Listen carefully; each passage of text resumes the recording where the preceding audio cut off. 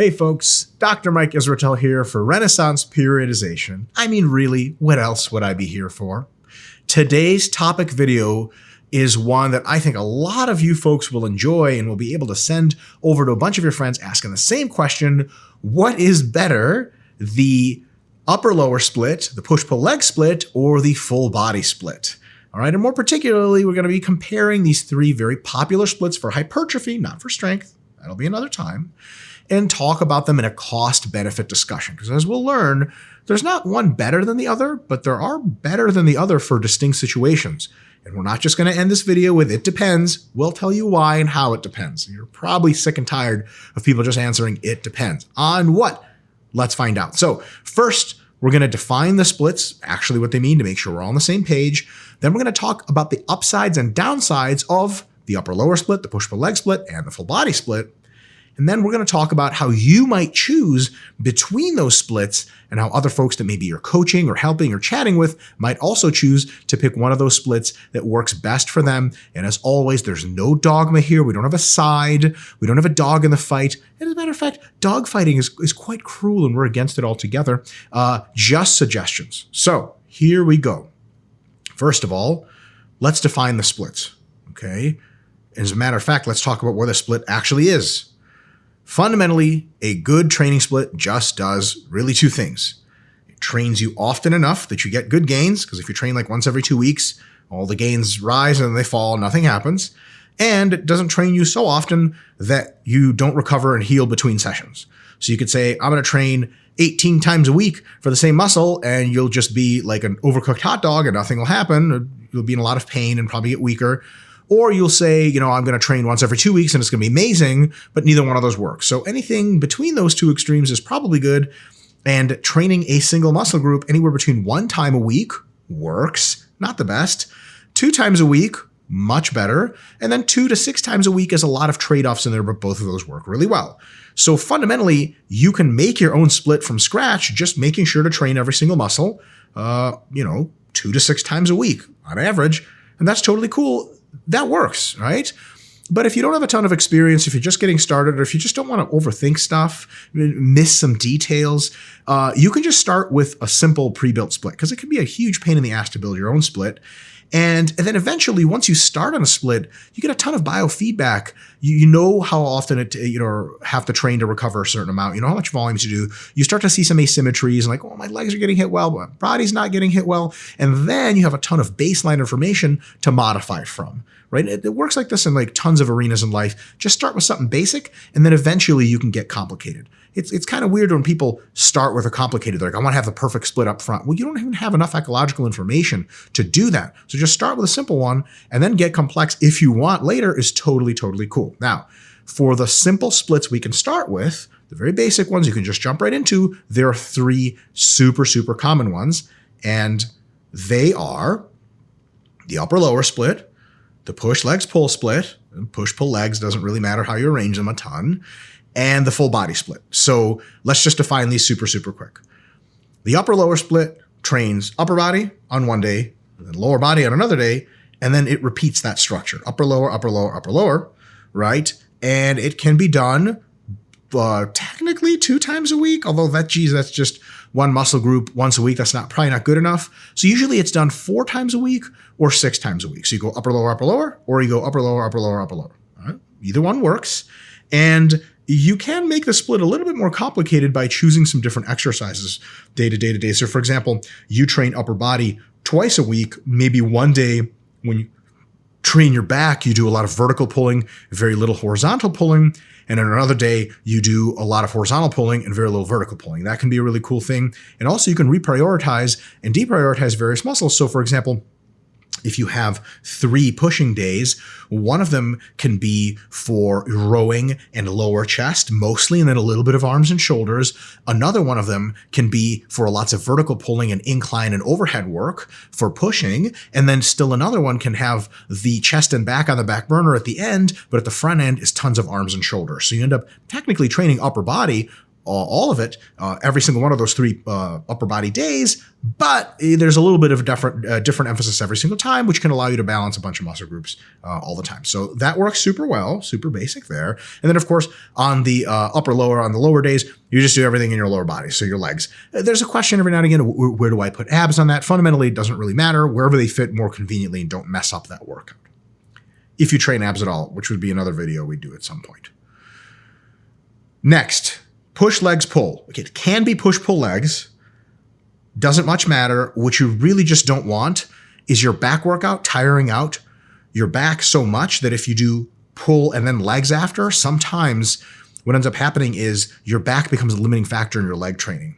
And that's no good. Rarely do you train your legs so hard that they're a limiting factor in your back training afterwards. So by a small margin in many cases, push legs pull, probably just a little bit better than push pull legs, but either one of them is totally fine, right? So what this does is it trains push one day, which is chest, triceps, front delts. And another day it trains lower body, which is same as lower for the upper lower. And then another day it trains back, biceps, rear delts, and often side delts on that day as well. But you can put side delts on the push day, no problem. That's really just sort of dealer's choice kind of scenario. The thing about push-pull legs, and this is when we get to, push legs pull, whatever. When we get to the specifics here, it really can only be done 6 times a week. Okay, you can take you can do push legs pull rest, push legs pull rest, or rest or something. If you do that, you get an asynchronous weekly structure. So every Monday looks different for an entire mesocycle. That tends to be weird. We'll cover that sometime in another video as to the benefits of synchronous, asynchronous splits. But for the time being, we're just going to synchronous split, which means push legs pull, rest, and then repeat so that it's 7 days long. And lastly, there's the full body split. It technically could be not split to just train full body. Basically, every time you come into the gym, you train every single muscle that you want to prioritize, that you want to grow and or maintain, right? Which means a lot of times you are training your whole body every single time. Now, there's an advanced modification to this split. We'll cover it more in depth later, which is every time you come to the gym, you only train the muscles that are healed and ready to go. You don't necessarily train every single muscle every single time. So for example, if you train 6 days a week, maybe your biceps heal almost every single day. So you train biceps 5 times a week. But maybe your hamstrings, just because they tend to heal a little bit slower, maybe you train them just 2 or 3 times during that time. But you essentially decide when you're training based on when muscles are healed. And of course, you can pre-plan when you train muscles and sort of auto-regulate from there. But at the end of the day, to call it full body is just to say that you're not splitting anything up into any kind of groups that have anything to do with each other physically in the body, upper versus lower. It's whatever heals gets trained. That is what Jeff Nippard and Eric Helms have been sort of touting lately, and it has got a ton of advantages going for it. So we'll cover that a little bit later. And the full body split, however you slice it, can be done 2 to 6 times per week, anywhere from 2 times a week, 3, 4, 5, 6. So, all right. Let's get into the upsides and downsides of the upper-lower split, all right? First, upsides. It is brutally simple. Okay, if somebody needs a split and they're just not a complicated person, or it's their first time working out, or so on and so forth, the upper-lower split is just so to the point, right? And it's effective, so it works for a long time for folks that just don't want to complicate their training experience. In addition to that, another benefit is that it lets you have a great session for the upper body without what I would call like fatigue poisoning from legs, right? You throw legs into any other session and it toasts you for the rest of that session. And if you do legs at the end of a session, you just need so much central drive to train legs properly that, man, they kind of just fuck the rest of the session up to some extent. So the good news about upper lower is it leaves legs the hell off to their own. So that day sucks. And then the upper day, you have a little bit more juice in the tank to train the rest of the upper body. Lastly, the benefit of the upper lower split is it can scale from 4 times a week to 6 times a week. So you can do upper lower, or upper lower, upper lower. So the cool thing about this is that someone who starts with, or maybe is as a very sort of middle beginner, we'll talk about later, the beginner should probably start with whole body. But once they've graduated to a 4-time-a-week upper lower split, they may like really catch some momentum with it, really like it. And then they might come to you and say, hey, listen, like I'm ready to train more, but I really like this split. that's a super easy transition from just 4 times a week to 6 times a week. You give them 2 more days, but it's the same structure. They're already used to that structure. They're used to analyzing soreness. They're used to constructing sessions. Super, super awesome. Now, this split, like all the others, comes with its downsides as well. First of all, not all upper body muscles heal as fast as each other if you're training them with due diligence. Okay, you mess your pecs up, it's going to be like, 2 days, 3 days for them to heal to go ready again if you go nice and hard.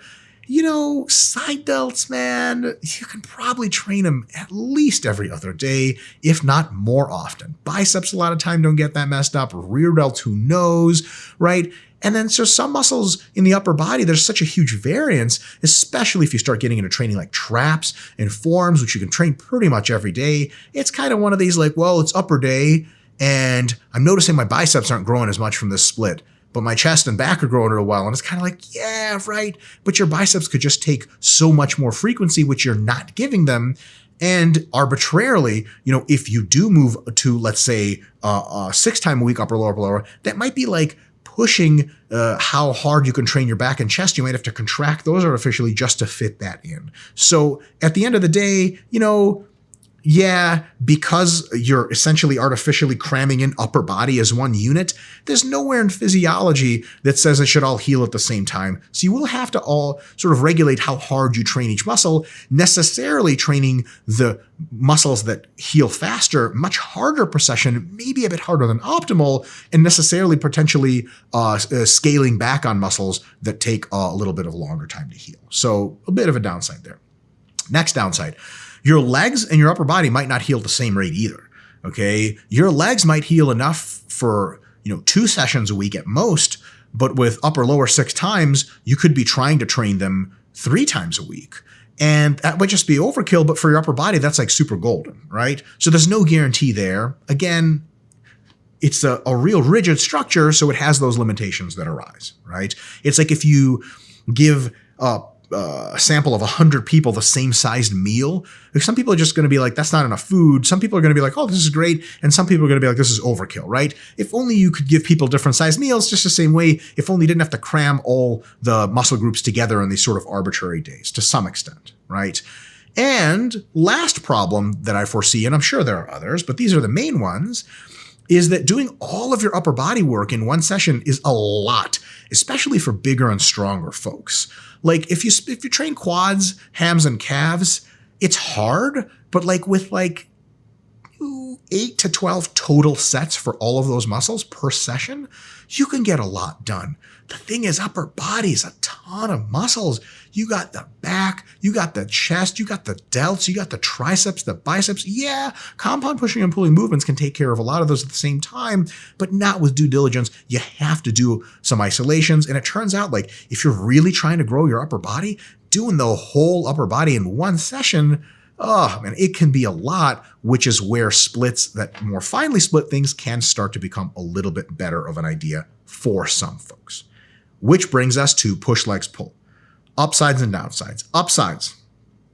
You can really hammer the upper body because you split it into 2 sessions and essentially 4 sessions a week, which is really awesome. Remember, with the upper lower split, the most you can get upper body in total sessions is 3 times a week because it's upper, lower, right? Here, with just the regular push legs pull, still 6 times a week total, you have 4 opportunities to hammer your upper body, which is awesome. Like it's just more time spent being able to hammer that away.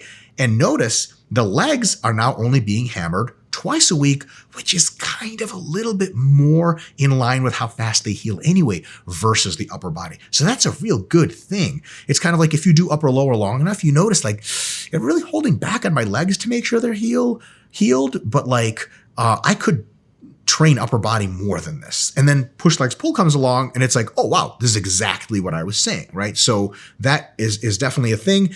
And if another sort of downside to just doing all upper body is you end up hopping from one machine to another and, you have to use like 6 machines or 7 machines in the same session. Sometimes there's an old dude there like dying on the machine for 5 minutes and you're like, God damn it. Like if only I could just condense my training a little bit. Push legs pull definitely allows you to do that. It is also, another upside is it's a great fit from an organizational perspective of muscles not interfering with each other. Push doesn't really interfere with any pulling muscles, so you can be fucked up in your pushing muscles and your pull session can go A-okay. And you can be completely fucked up in your upper body and your leg training still goes okay. So that's a really awesome thing. So you can always train hard. And while you're training one thing hard, the other thing is resting. Super, super awesome.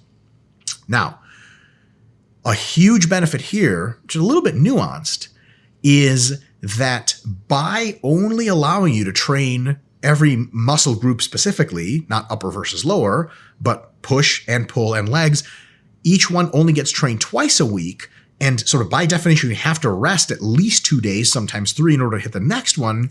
What it can do is it can really prevent people from going overboard on volume and intensity and so on and so forth, which they can do in other splits. And we'll talk about that in a second. So sometimes you get really overzealous people. They're like, I want to fucking smash my chest. And they smash it every workout. And if you tell them like you can train chest up to 6 times a week, some of them are like, great, I'm just going to smash it 6 times a week. And then they end up getting weaker and overtrained and potentially injured and nothing, best case is nothing really happens. Worst case is they get hurt. And then you're like, you trained too much chest.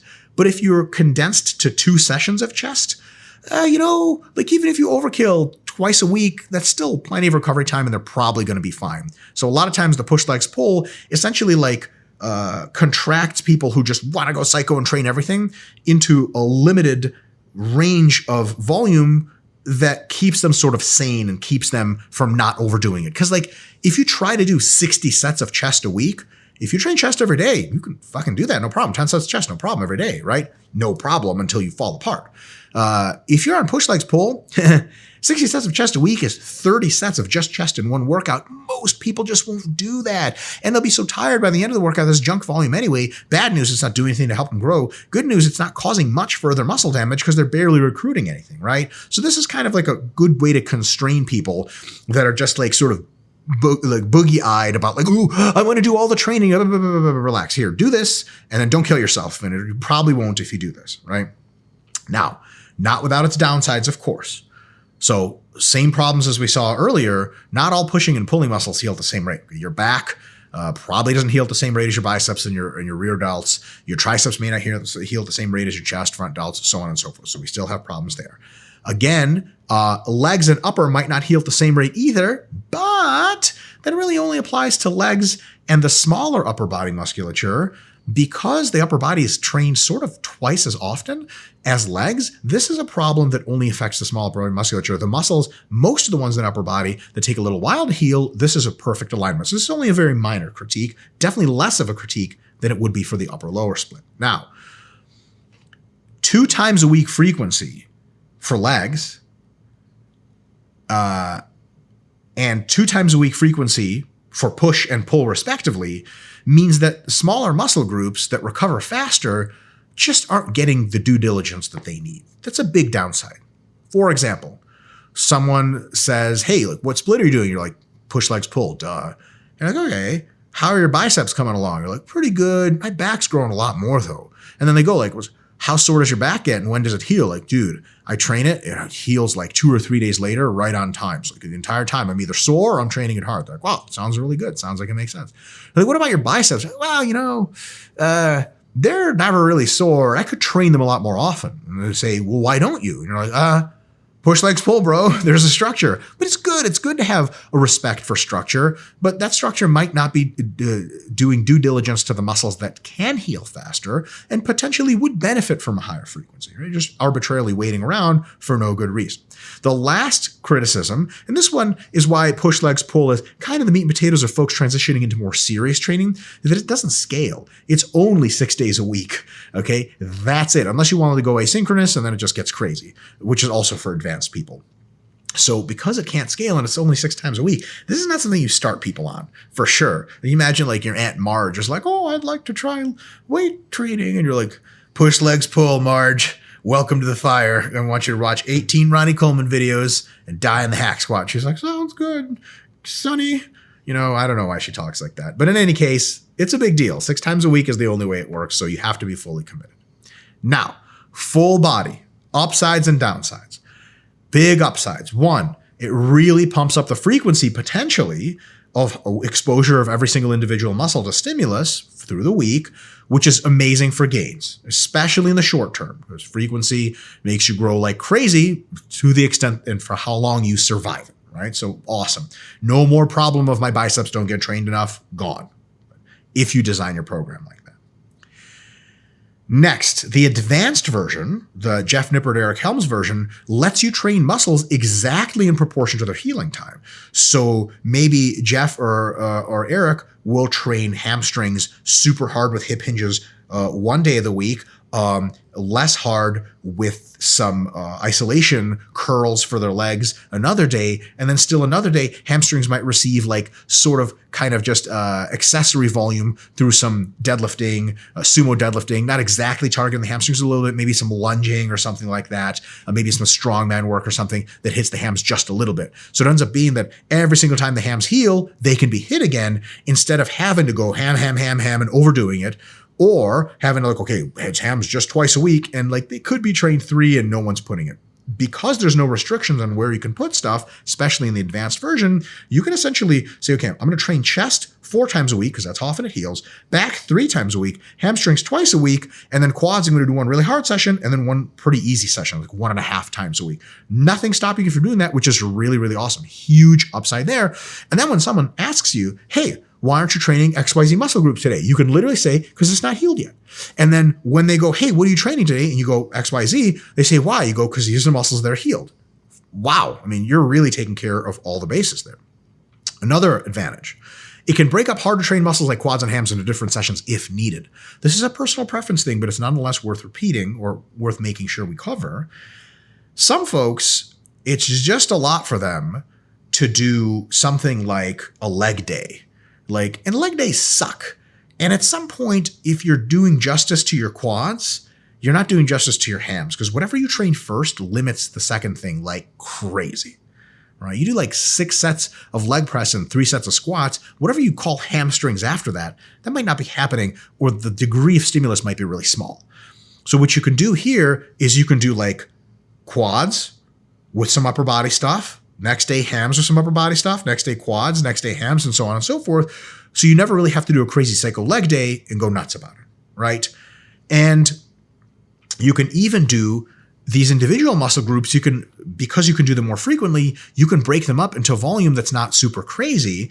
So similar idea, but basically instead of doing like 2 quad sessions a week with tons of sets in each session and just dying by the end, you might be able to do 4 quad sessions a week, but just a little bit less volume every single time. The same total volume over the week, or very similar, sometimes even higher, but there's never like this element of, especially when you're dieting or something like that, hypocalorically to lose fat, man, you're staring down the barrel of 5 sets of squats, you're like, fine. You're staring down the barrel of 10 total sets of quads, 5 squats, 5 leg presses at the same time, you're like, holy crap, the last 3 sets here might not be me doing anything. It might just be me like trying not to die. Not exactly the best workout in the world. Last big upside is this design, the whole body scales all the way from 2 times a week to 6 times a week. That's awesome. Okay, that is a very, very flexible program. So if you start as a beginner with 2 times a week and you love this full body training, what you can do is like when you're 6 months or 12 months into training and everything's going well and you're like, I love this, I'm addicted to training, I want more, you can go to 3 times a week, not changing the split basically at all. And then you can go to 4 times and 5 times and eventually 6 times, no problem. And that's when you start using the advanced techniques of not necessarily training everything every time, but just when it heals and you're in the money, right? So really, really big upsides there. Downsides. Here we go. There are some. First of all, such a program, especially in the higher frequencies, can easily overdo volume, fatigue, and injury, especially to the joints. And your quads might recover training hard 4 times a week. Your knees and your tendons might not over the long term. A lot of people who have tried ultra high frequency report that their joints at some point can't take it. That's why we at RP, for the very advanced, recommend periodizing and cycling frequency. You start a block of training with a relatively low frequency, and as you get used to training a little bit, the next block is slightly higher. The last block is a very high frequency. You know it's unsustainable, and then the block after is a resensitization phase or active rest. You pull back, everything heals, and you start on the low end again.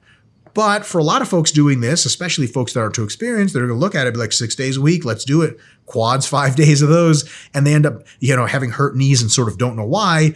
The reason is they've been doing 40 sets of quads for the last 6 months. And also there's no healing time between days for the joints. Muscles heal quickly, joints heal much less quickly, and so do tendons and other connective tissues. So even if per unit volume you're doing fine, it's just maybe way too rapid, which is why a lot of folks who are really big and really strong tend to gravitate towards lower frequency routines, 1 or 2 times a week training hard, because they're not into the periodization cycling as much. And for them, they've just realized that lower frequency routines are more sustainable for their joints. And because they're so big and strong, their joints are often a limiting factor. So it's really obvious to them. What we don't want you to do is start off as a beginner, train everything 6 times a week, fry your joints, and then have joint problems for the next several years or maybe the rest of your life if you go far enough, and be like, crap, I should have never done that. So this comes with a big warning sign here for sure.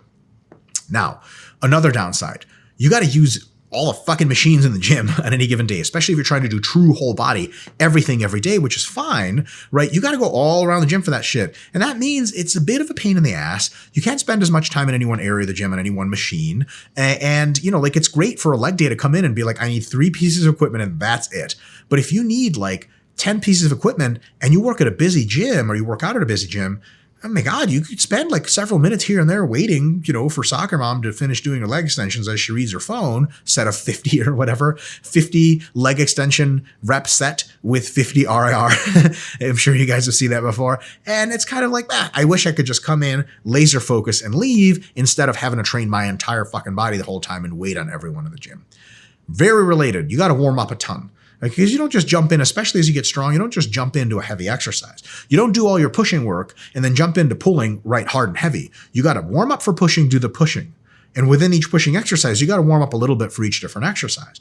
In addition to that, you got to warm up after you're done to do pulling. And then you got to rewarm your legs a little bit to do any leg workout. So you end up, the ratio of warming up to working sets, not that great for whole body training. Way worse than it is for concentrated training that focuses in on just a few muscle groups at a time.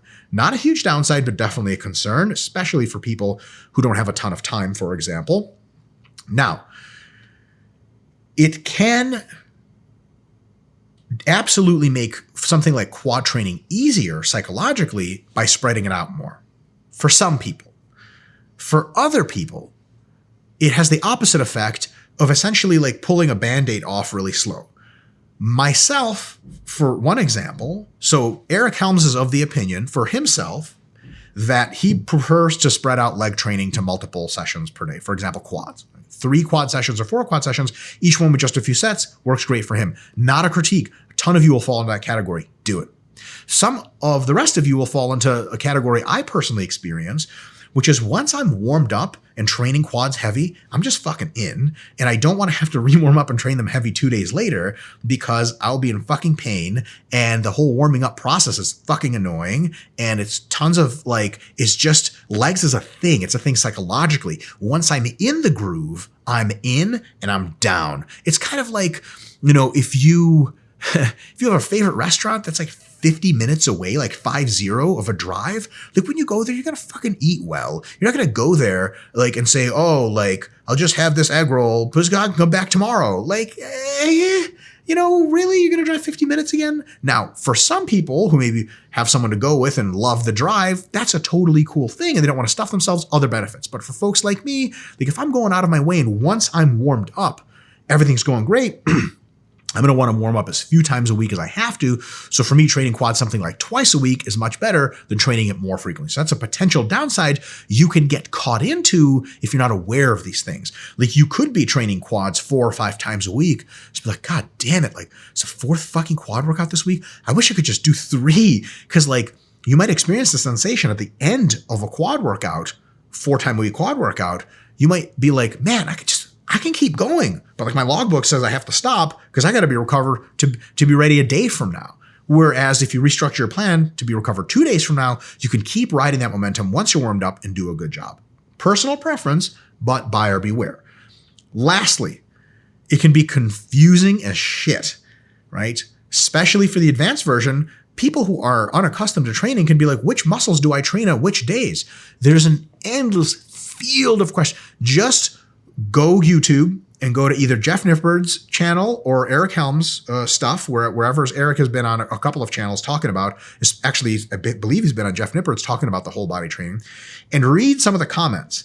And because these guys are amazing, they're brilliant, and they explain things super, super well. It doesn't matter how well you explain them. A ton of people will be like, all right, so when do I train my hamstrings? Is it like every day? Is it every other day? I have to train every day. And like Eric is doing this on, behind the scenes to people of like, it's not that fucking hard. You train muscles when they're healed. But in the real world for beginners and folks just not used to training or conceptualizing it, it's like, okay, it's whole body. You're like, but it's not really whole body because if your muscle's not recovered, you don't have to train it. They're like, not registering, right? So for folks, like imagine training your mom or your dad. You're not going to be like, all right, well, integration, we want the curves to rise and fall, and you're going to train things when they're healed. And they're like, what the fuck?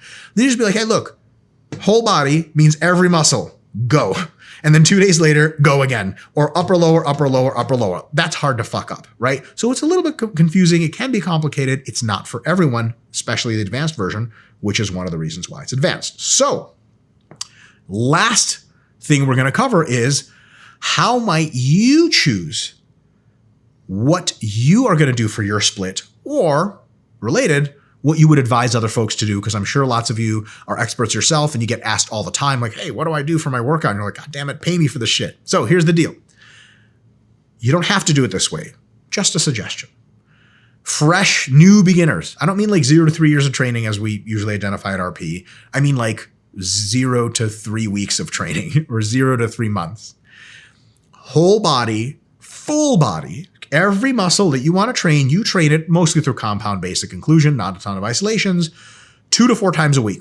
A lot of times you start beginners 2 times a week. If they get addicted to it in a couple months, you raise them to 3 if they want. And then eventually they're going to be like, I need 4. I'm just going to strangle somebody. And you go to 4. Sweet, right? Now, as they gain experience, or as you gain experience, you can consider an upper-lower split for simplicity, and if you're figuring out that you love to train hard per session and you need more time to heal and you like that structure.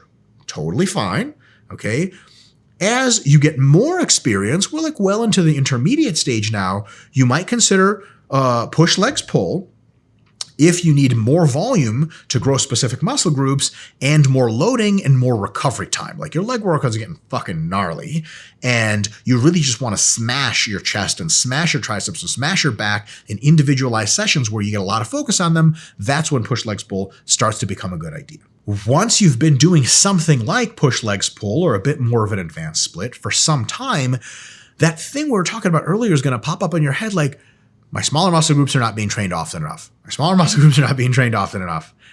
That you can fix by essentially starting to pepper in more faster healing muscle training. So for example, on a pull day, you can do biceps at the end after back.